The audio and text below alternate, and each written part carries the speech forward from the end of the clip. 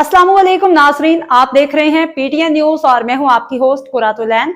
शामिल करते हैं आज की अहम खबरें। लाहौर बानी पीटीआई की रिहायशगाह के बाहर इस्लामाबाद पुलिस पे मुबैना हमले के मुकदमा पे सेनेटर शिबली फराज के नाकाबिले जमानत वारंट गिरफ्तारी जारी कर दिए गए, जबकि 9 मई के वाक़यात पे दर्ज मुकदमात में बानी पीटीआई की बहनों शाह महमूद कुरैशी, असद उमर और आज़म सवाती की अबूरी जमानत में 19 सितंबर तक की तौसीह कर दी गई।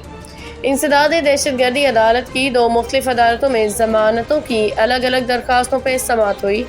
लाहौर की इंसदाद दहशतगर्दी अदालत में 9 मई को जिना हाउस जलाओ घिराव समेत 4 मुकदमात की समाअत हुई। अदालत ने असद उमर के 3 और आज़म सवाती की 4 मुकदमात में अबूरी जमानत में 19 सितंबर तक तौसीह कर दी। एडमंड जज मंजर अली गुल ने आइंदा समाअत में मुलज़मों की अबूरी जमानतों पर दलाइल तलब कर लिए। असद उमर ने मीडिया से गुफ्तगू में कहा कि सजाएं पाने वाले अफराद जब ऊपर की अदालत में जाएंगे तो इंसाफ मिलेगा। इस वक्त पीटीआई वालों के पास एहतजाज के अलावा कोई और रास्ता नहीं बचा।